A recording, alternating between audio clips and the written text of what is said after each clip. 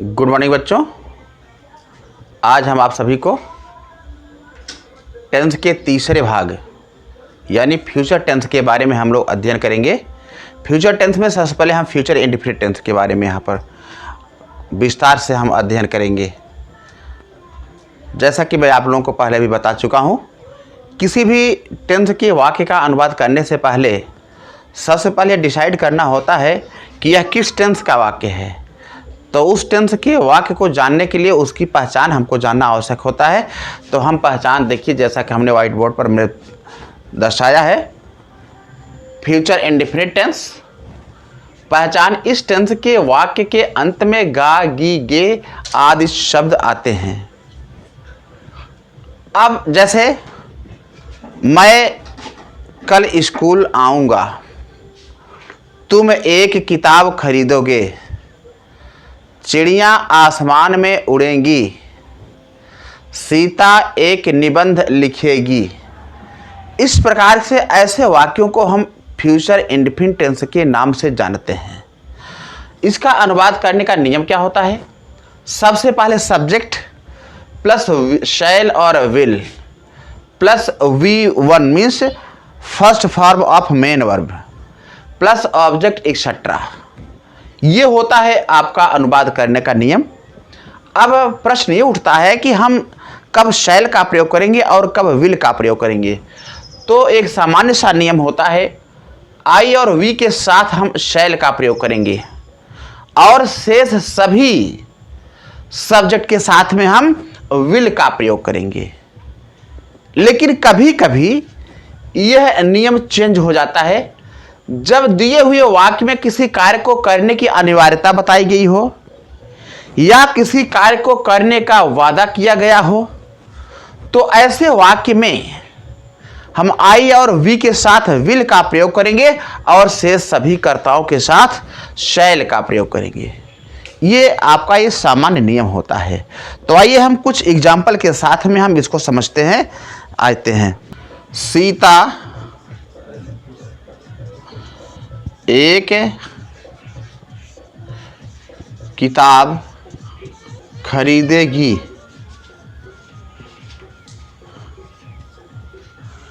सीता एक किताब खरीदेगी। अब सबसे पहले सब्जेक्ट सीता, सीता। अब यहां पर हम इसके साथ में विल का प्रयोग करेंगे क्योंकि आई और वी के साथ ही शैल का प्रयोग होता है। तो यहाँ हो जाएगा सीता विल अब खरीदना बाई अ बुक। दूसरा वाक्य, लड़के एक फुटबॉल मैच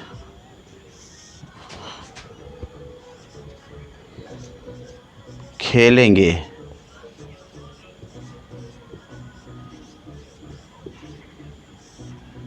लड़के एक फुटबॉल मैच खेलेंगे। तो सबसे पहले subject the boys,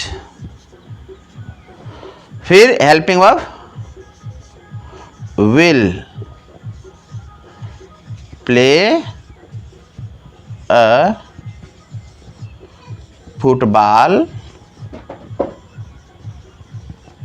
match. The boys will play a football match, यह वाक्य का अनुवाद रहा। एक वाक्य और देखिए, मैं तुम्हारी सहायता करूंगा, मैं तुम्हारी सहायता करूंगा। क्या करेंगे? आई। अब आई के साथ हम यहां पर शैल का प्रयोग करेंगे। आई शैल हेल्प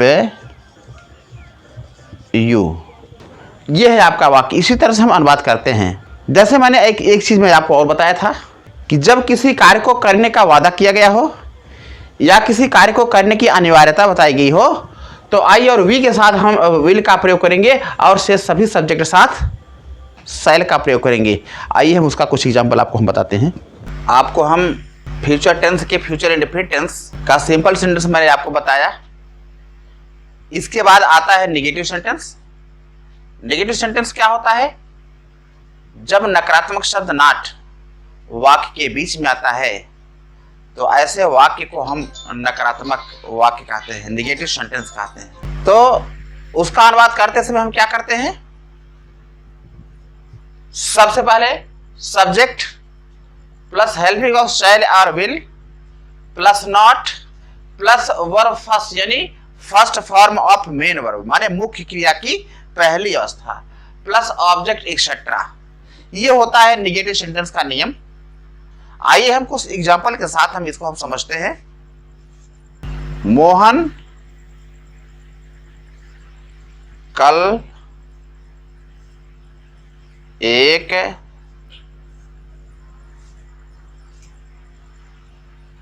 एक पौधा नहीं लगाएगा। मोहन कल एक पौधा नहीं लगाएगा। अब क्या करेंगे? नेगेटिव सेंटेंस नहीं, नकारात्मक शब्द ये नहीं वाक्य के बीच में आया है, इसलिए ऐसे वाक्य को हम नेगेटिव सेंटेंस कहते हैं। और इसका हम कैसे करेंगे? First of all subject plus will और शैल प्लस यहां नॉट लगा दो, नॉट। अब लगाना, ग्रो मीन्स होता है लगाना या उगाना। Grow a plant, grow a plant tomorrow. ये हुआ। दूसरा वाक्य देखिए, सीता सोमवार को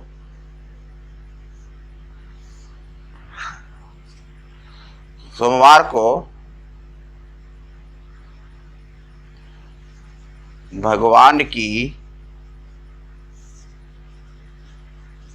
पूजा नहीं करेगी।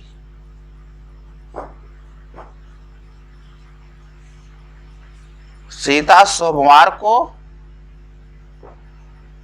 भगवान की पूजा नहीं करेगी। तो क्या करेंगे? सबसे पहले सब्जेक्ट सीता विल नॉट, पूजा करना वर्शिप, वर्शिप किसकी?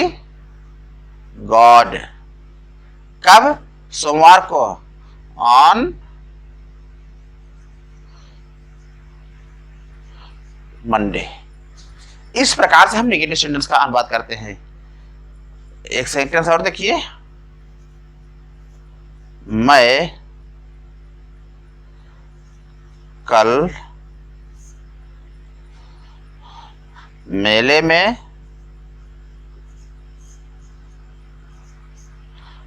तुम्हारा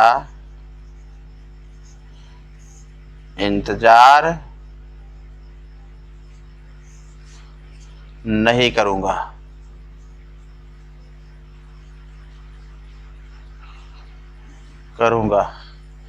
क्या करेंगे? मैं पहले आई हो जाएगा, I shall not wait for you in the fair tomorrow. ये सेंटेंस हुआ। इस प्रकार से हम नेगेटिव सेंटेंस का अनुवाद करते हैं। और इसके बाद आता है इंट्रोगेटिव सेंटेंस। इंट्रोगेटिव सेंटेंस में नियम क्या होता है, आइए हम देखते हैं। इंट्रोगेटिव सेंटेंस, इंट्रोगेटिव सेंटेंस मैंने आपको पहले बताया है कि इंट्रोगेटिव दो प्रकार का होता है। Yes no type interrogative sentence और W S type interrogative sentence. तो आइए हम एक एक करके हम देखते हैं। पहले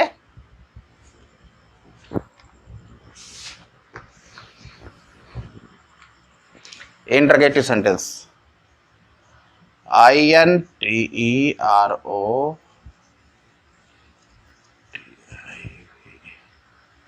interrogative sentence,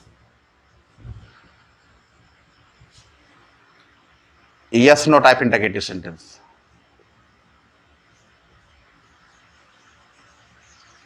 yes no type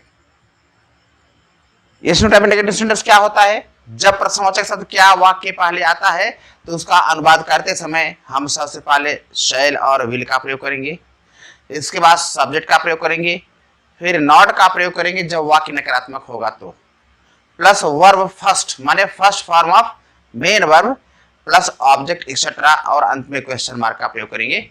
जैसे देख लीजिए,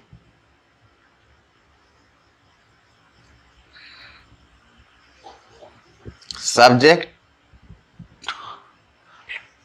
विल और शैल plus subject plus not plus verb first plus object etc question mark. ये है आपका, माने जब प्रश्नवाचक शब्द क्या वाक्य पहले आता है तो उसका अनुवाद करते समय सबसे पहले हम विल और शैल का प्रयोग करेंगे, प्लस सब्जेक्ट का प्रयोग करेंगे, इसके पश्चात नॉट का प्रयोग करेंगे, लेकिन कब? जब वाक्य नेगेटिव सेंटेंस में हो तब, plus verb first means first form of main verb, plus object etcetera, और अंत में हम क्वेश्चन मार्क का प्रयोग करेंगे। जैसे क्या किसान सुबह में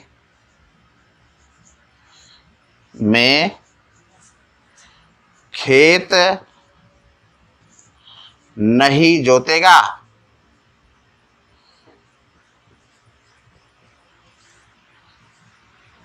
क्या किसान सुबह में खेत नहीं जोतेगा? क्या वाक्य पहले आया है, इसलिए हम क्या करेंगे? विल और शैल का प्रयोग पहले करेंगे, तो यहां हम क्या करेंगे? विल का प्रयोग करेंगे। विल, अब सब्जेक्ट क्या है? किसान, the farmer, will the farmer, फिर नॉट, निगेटिव शब्द नॉट आया है इसलिए यहाँ पर हम नॉट का प्रयोग, नहीं आया इसलिए नॉट का प्रयोग हम करेंगे। विल द फार्मर नॉट जोतना, प्लाव, प्लाव क्या? The field. इसके बाद इन द मॉर्निंग, ये आपका वाक्य है। इस तरह से हम किसी भी इंटरगेटिव सेंटेंस के वाक्य का अनुवाद करते हैं। क्या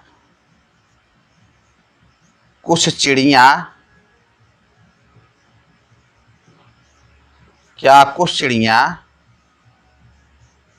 बगीचे में नहीं चहचहाएंगी?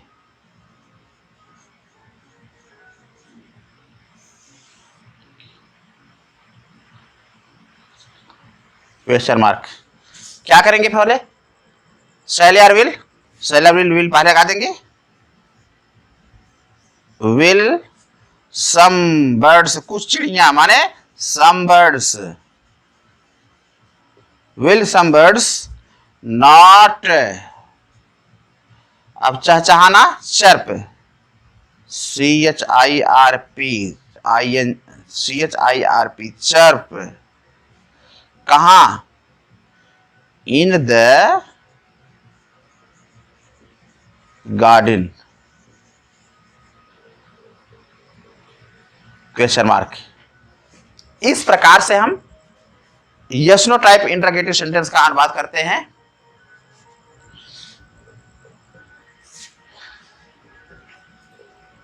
क्या राम अपने छोटे भाई की सहायता नहीं करेगा।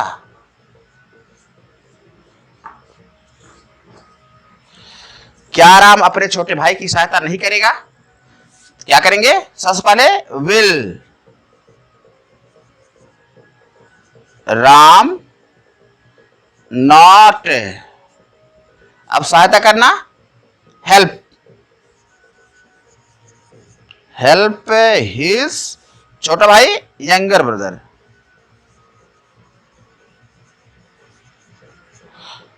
Younger brother. इस प्रकार से हम यह interrogative yes no type interrogative sentence का अनुवाद हम करते हैं। ये है आपका रोल, और इस तरफ से हम ऐसे दिए कोई भी वाक्य अगर दिया रहता है तो यही नियम का अनुसरण करके हम किसी भी वाक्य को हम अंग्रेजी में अनुवाद कर सकते हैं।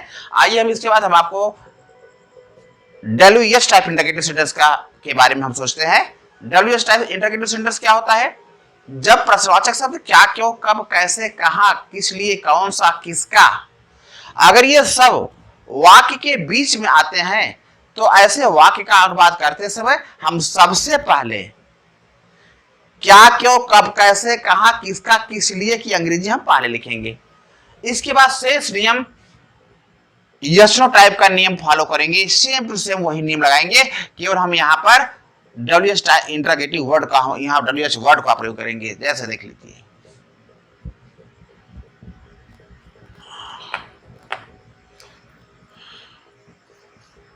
WH वर्ड है, ये हुआ। जैसे वह कल मेरे घर क्यों नहीं आएगी, सीता अपना गृह कार्य क्यों नहीं पूरा करेगी, मैं तुम्हारे पास क्यों नहीं आऊंगा। ऐसे वाक्य का अनुवाद हम करते हैं WS टाइप इंटरोगेटिव सेंटेंस में। देख लीजिए,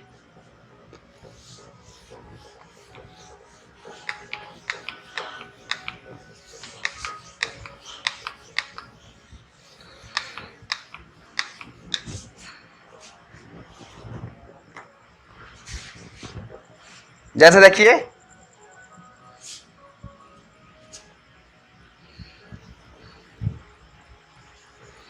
धोबी मेरे कपड़े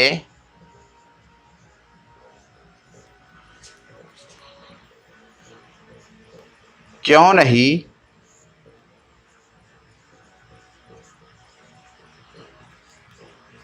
धोएगा। अब क्या करेंगे? बीच में प्रश्नवाचक शब्द की अंग्रेजी क्यों, वाई विल धोबी the washerman, the washerman not धोना, वॉश, वॉश माई क्लॉथ्स।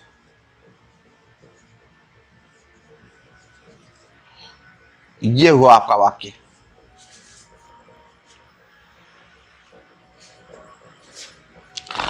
तुम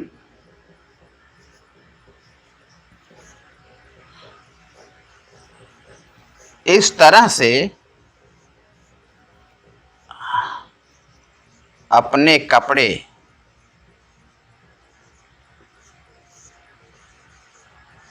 किस लिए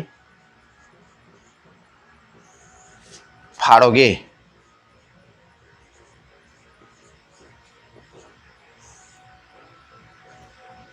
तुम इस तरह अपने कपड़े किस लिए फाड़ोगे। अब किस लिए की अंग्रेजी क्या होती है? For what, for what. अब हेल्पिंग वर्ड विल, यू। अब फाड़ना का English tear, tear your clothes, your clothes,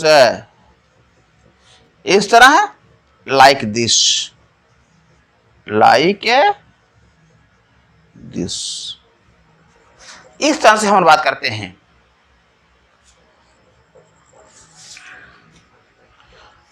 मुझे अब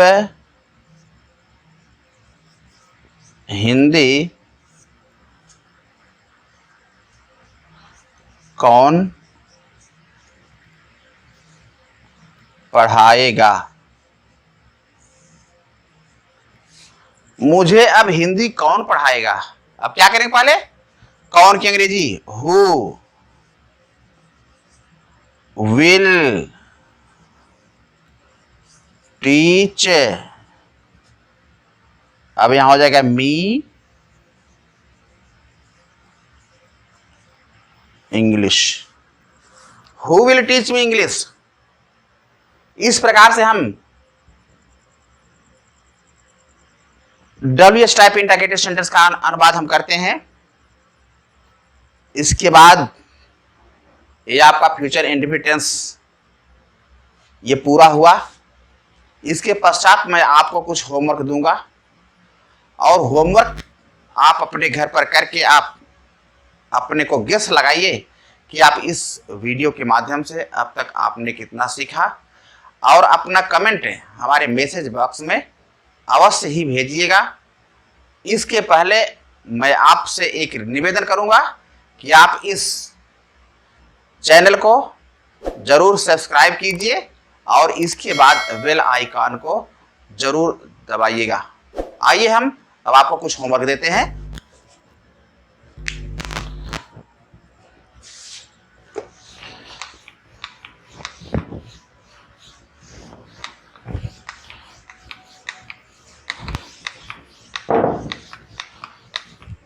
देखते हैं।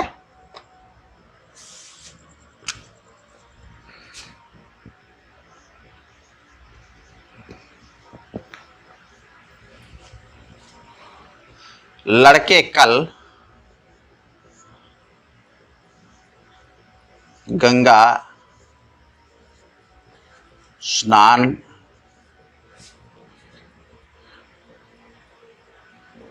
के लिए इलाहाबाद जाएंगे। इलाहाबाद जाएंगे। नंबर 2,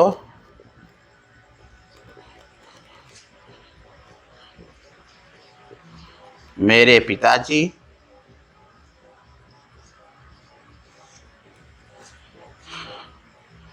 कुछ व्यक्तियों को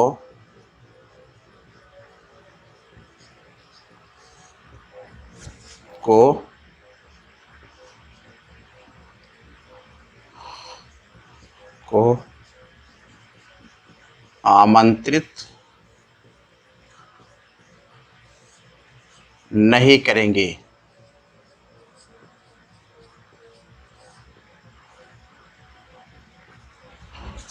नंबर 3, क्या शिकारी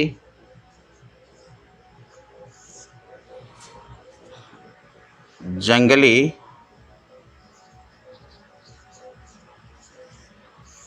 जानवरों का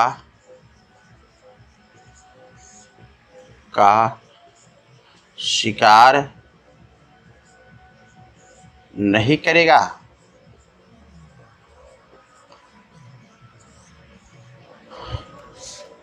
नंबर 4, मैं कल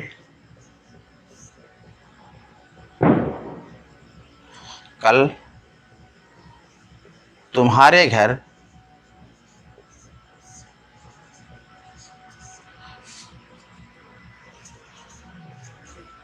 किस लिए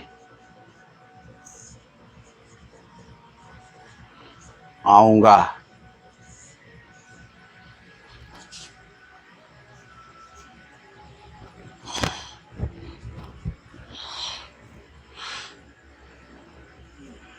लड़कियां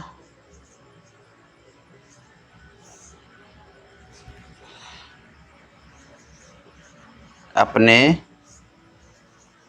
घर में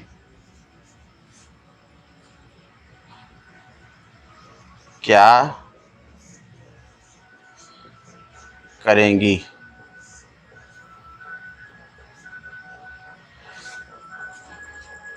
ये है आपका होमवर्क। लड़के कल गंगा स्नान के लिए इलाहाबाद जाएंगे। मेरे पिताजी कुछ व्यक्तियों को आमंत्रित नहीं करेंगे। क्या शिकारी जंगली जानवरों का शिकार नहीं करेगा। क्या मैं कल तुम्हारे घर किस लिए आऊंगा। लड़कियां अपने घर में क्या करेंगी। ये है आपके वाक्य।